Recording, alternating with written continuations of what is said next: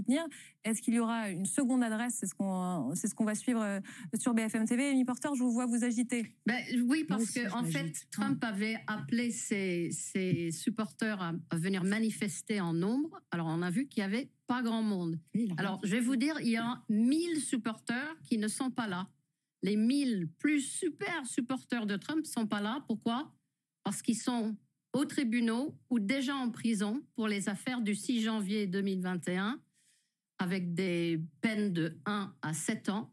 Et donc, il y a au moins ces 1000-là, ils sont déjà derrière les barreaux, ils ne peuvent pas venir manifester pour leur idole. Donc, c'est 3 affaires gênantes. Vous avez quand même une idée desquelles il s'agit? On connaît Karen McDougal qui a été payée un peu plus que Stormy Daniels, $180 000. Et en fait, son histoire a été achetée par un journal qui a décidé de ne jamais le publier, ce qu'on appelle le catch and kill. Je l'attrape et je le tue. Donc, la troisième, le nom m'échappe, mais ça va me revenir. Quand même on peut dire 2 mots sur le calendrier judiciaire, juste pour le mois d'avril. Parce que la semaine prochaine, Trump doit revenir à New York. Il va être déposé dans l'affaire qui est prise par le procureur général de l'État de New York dans la fraude de son entreprise. La semaine d'après, il y aura le début du procès des machines de Dominion contre Fox News, où les journalistes de Fox News vont devoir dire à la planète entière qu'ils savaient que quand ils disaient que Trump avait gagné l'élection, qu'il mentait.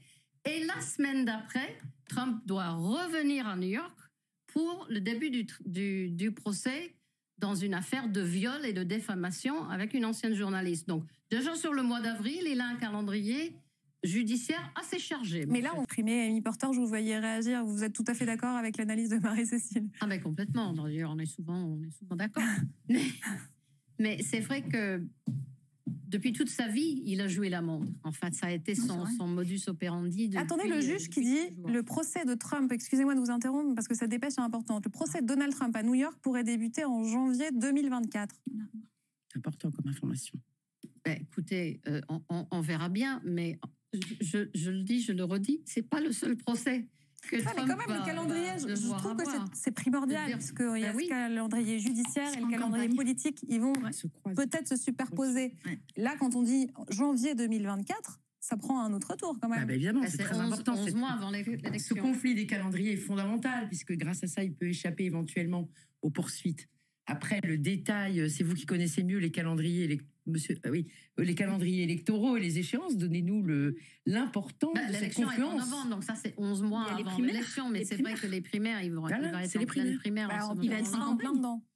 C'est difficile de faire des rallyes quand vous courez d'un tribunal à l'autre pour comparaître devant différents juges, parce que là, il faut qu'ils partent en Géorgie, alors à Washington, à New York, en Floride, il aura de quoi faire. Le point, ça peut contrarier ses plans, ça l'obligera à faire campagne autrement, et puis il faudra aussi voir quelle sera la décision de justice. On se met dans l'hypothèse du procès, puisqu'il est prévu en janvier 2024.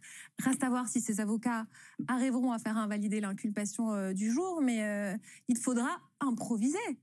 Mais pour moi, le plus difficile pour lui, ça va être de dire la vérité, sous serment. Parce que n'oublions pas que le Trump président, d'après le calcul du Washington Post, a menti 30 000 fois en 4 ans. Surtout et n'importe quoi. Donc ça fait une dizaine de fois par jour. Là, il va se retrouver sous serment. Alors tout d'un coup, il ne pourra plus faire le show comme il fait d'habitude. Il va être obligé de dire la vérité. Et à mon avis, c'est ça qui va être le plus difficile pour lui à gérer.